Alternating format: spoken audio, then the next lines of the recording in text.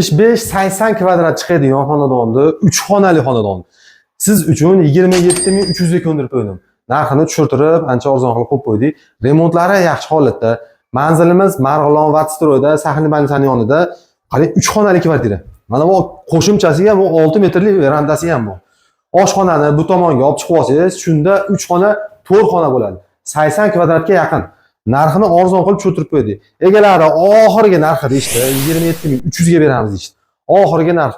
Puli arzon, bosib oladigan joy. Mana bu asosiy eshikdan kirishimizga, mayt, kengina bitta xo'l, stroyni shkaflarni qo'yib olsangiz, maytga ham joy bo'lib ketadi. Xo'p, bundan keyingisi mana oshxona.